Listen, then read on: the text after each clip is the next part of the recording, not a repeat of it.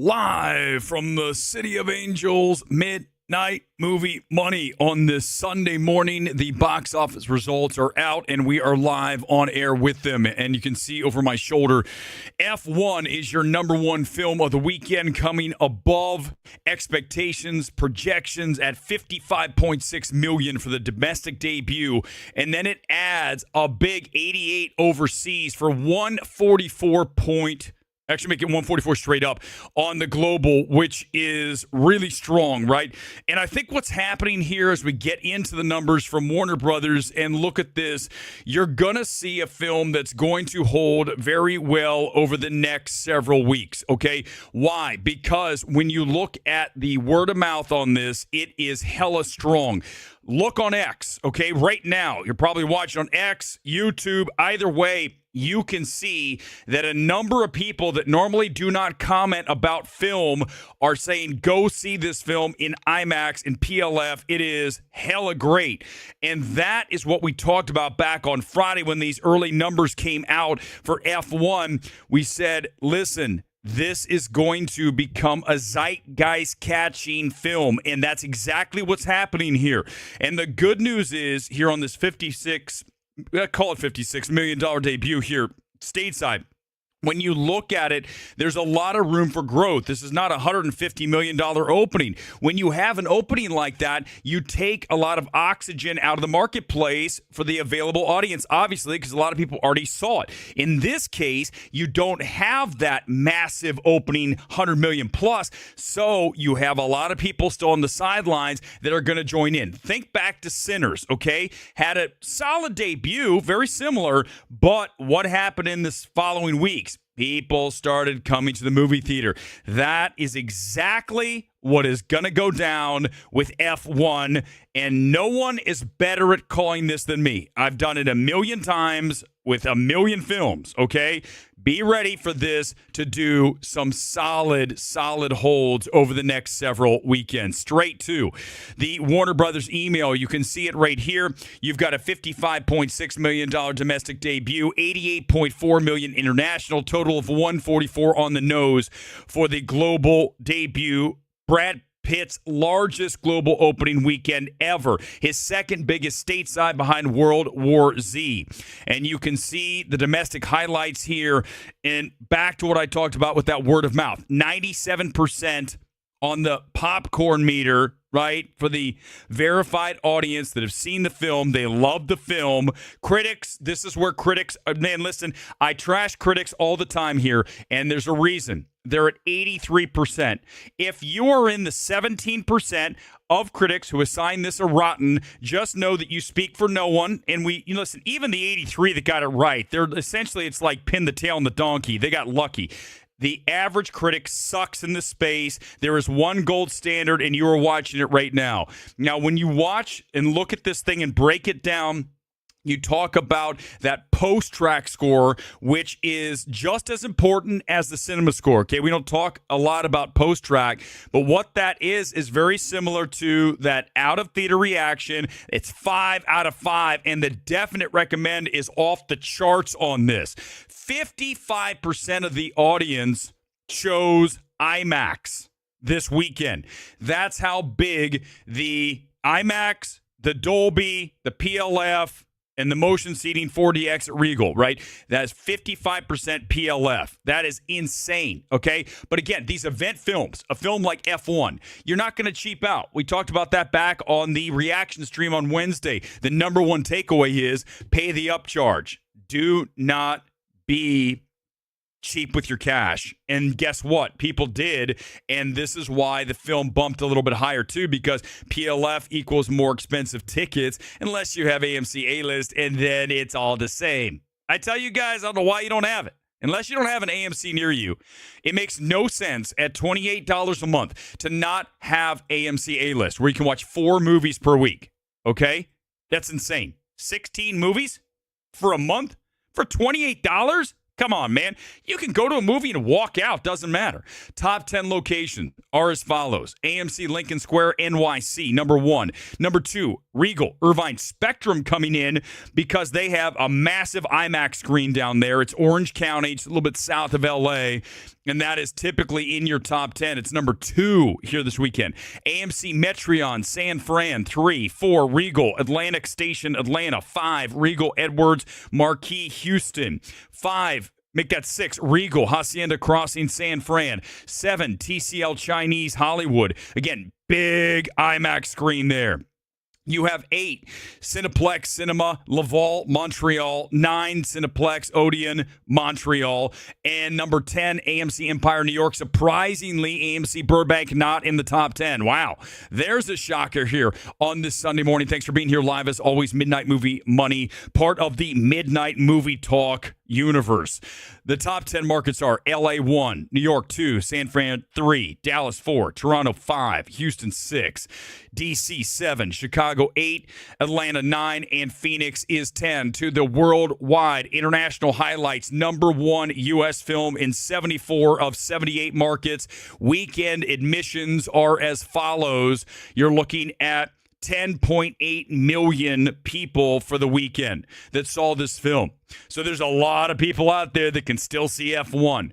And I'm telling you, you're going to get a lot of people on the sidelines that come in. It's going to happen. I cannot stress that enough.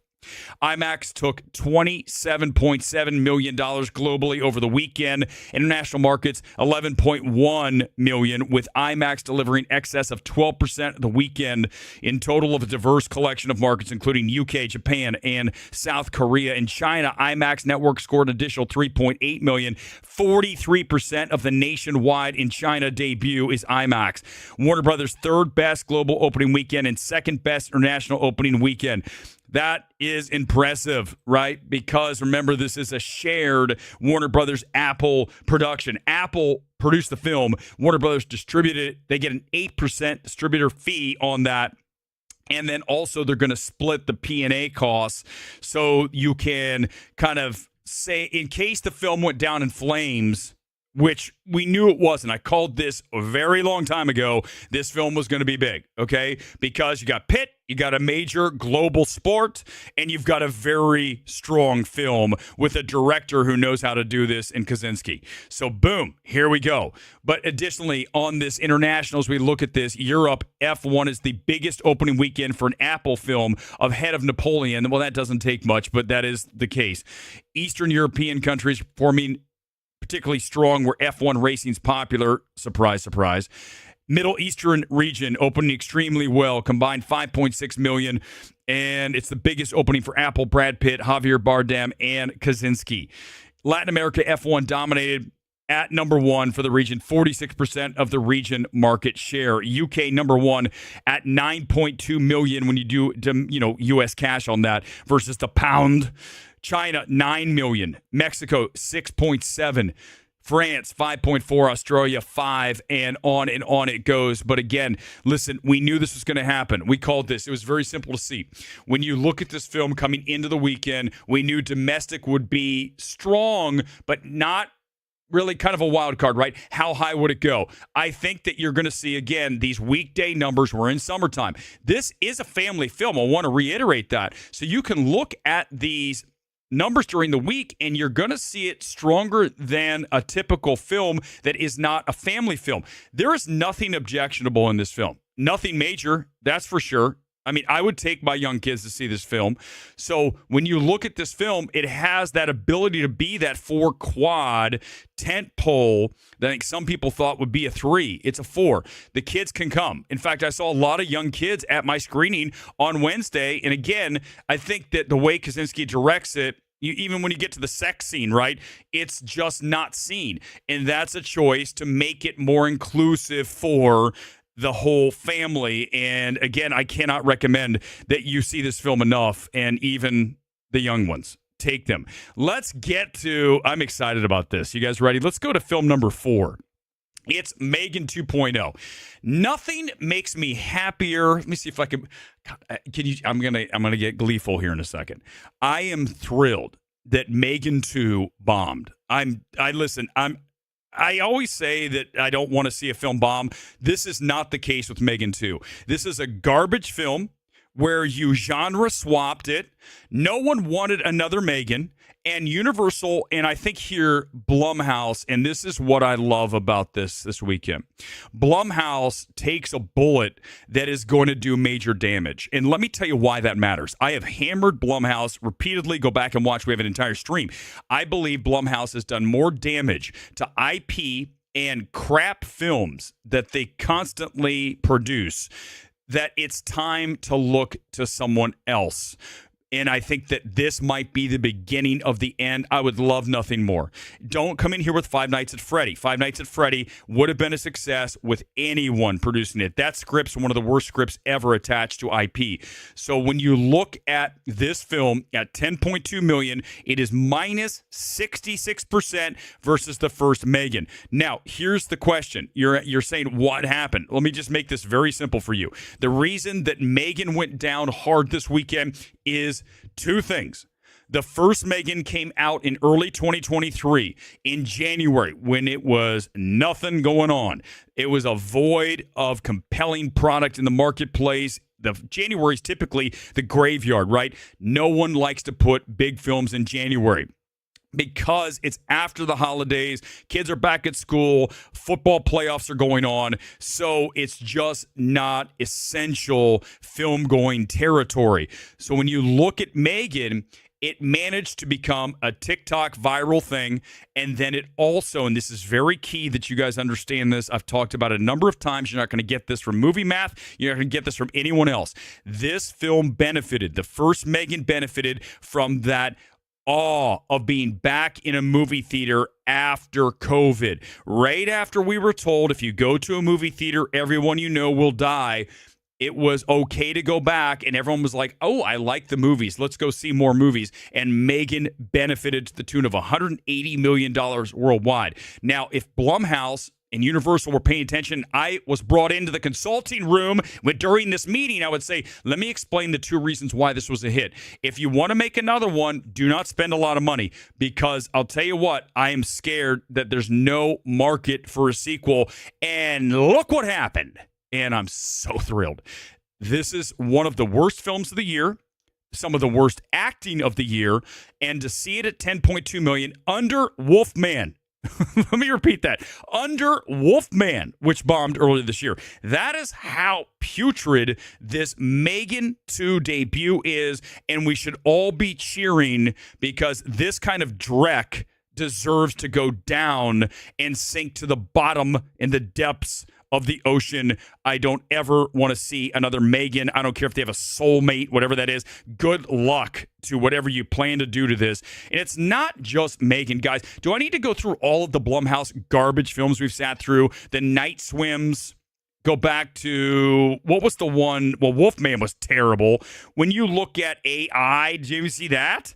Oh, God. Guys, there's a billion garbage Blumhouse films. Jason Blum is the most, I think he's the biggest fraud in the entire space. I really do. This is a guy who thinks movies like 28 Years Later are masterpieces, A+. That tells you all you need to know. I mean, do you understand that we can't have people who are that clueless calling the shots? If you call the shots and you think that 28 Years Later is an A+, dudes, no wonder you thought M3GAN was a good call. You thought that was a great film. Wow, buddy.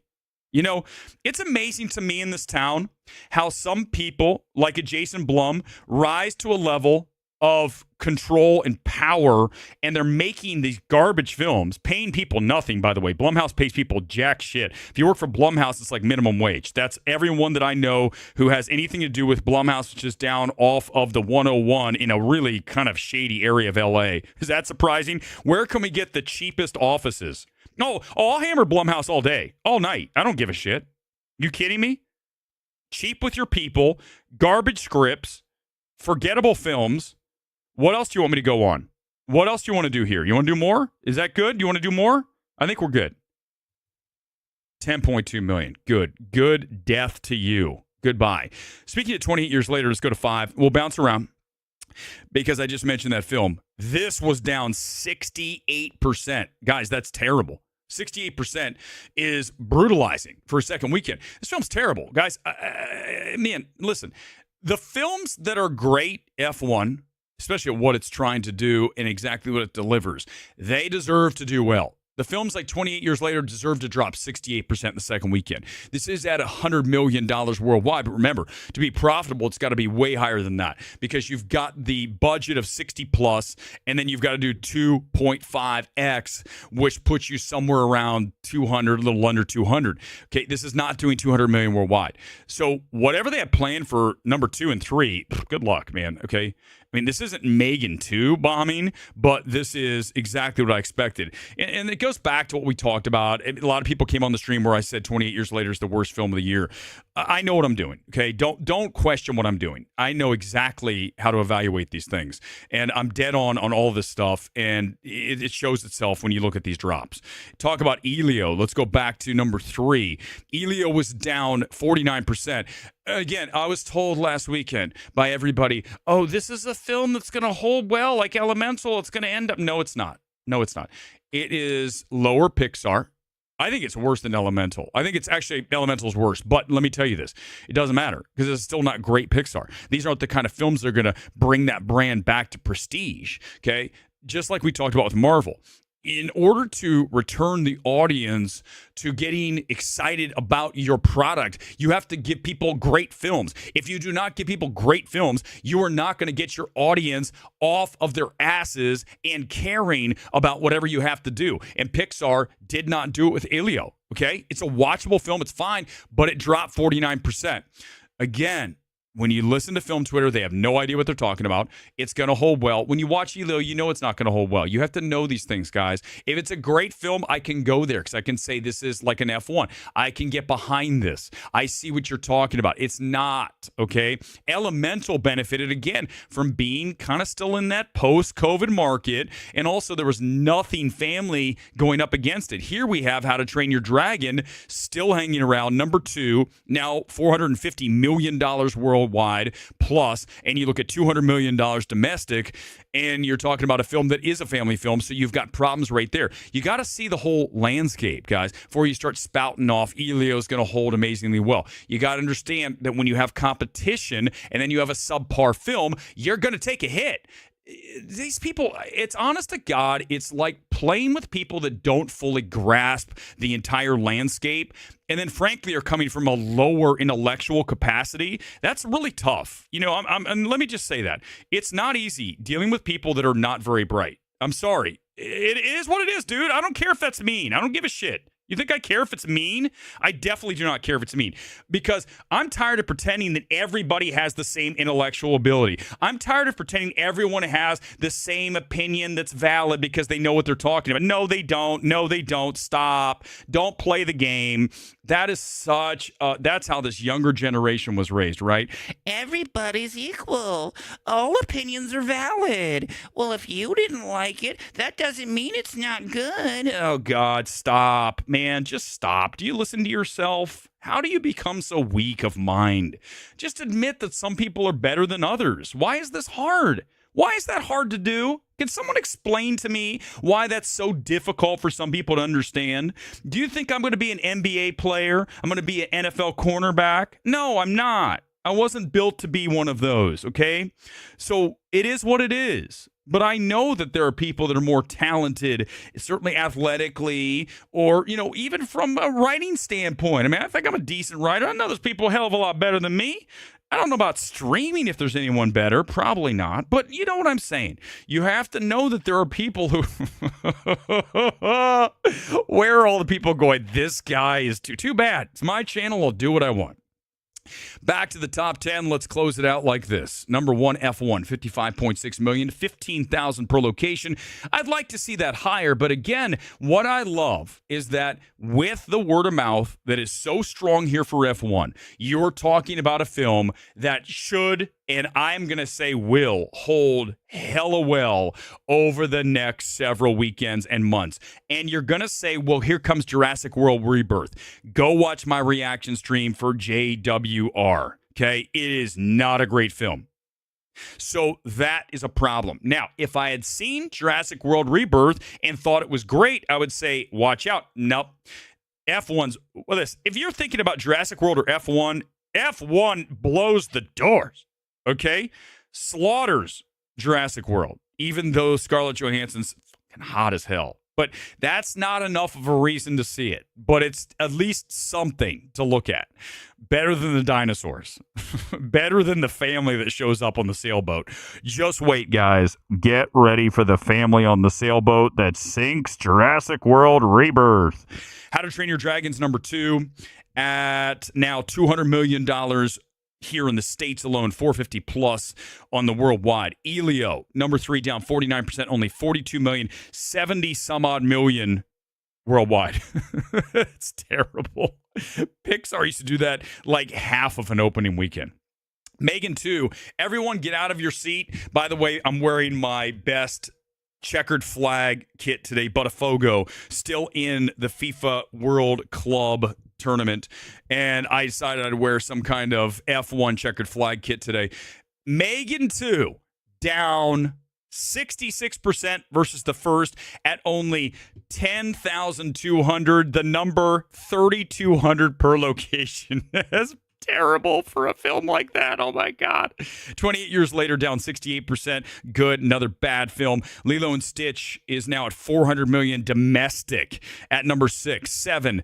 Mission Impossible now up to $560 million worldwide. Materialist, $30 million. It's now in the top 10 of A24's highest grossing films ever. I believe it's at #8. Ballerina, #9 at only $55 million. That is still under John Wick 4's opening weekend. All of Ballerina's run is still way under John Wick 4's debut. How about that? Wow, that's surprising. Karate Kid Legends now has 100 million worldwide. If that film would have been out earlier, when Cobra Kai was going off, then we would have seen that go even higher than I expect it to do. All right, guys, that's going to do it. I'm going to head out to the beach. I'll get to some things, some comments. If you guys left them, I'll get to them. I'm going to roll out, and I'll see you back here tonight. We'll talk about F1, break that down. Why did the film do better than expected? I kind of did a little of that this morning. We'll talk about that. Also, M3GAN 2. Let's hammer that again, because that is always going to be a very it's necessary and urgent thing to discuss here, the demise of Blumhouse, and let's hope. And we'll discuss all that in addition to Superman and Jurassic World Rebirth, all of that tonight on the Sunday Evening Spectacular. Until then, have a great Sunday. I'll see you back here tonight. Peace out, MMT, and Midnight Movie Money is off.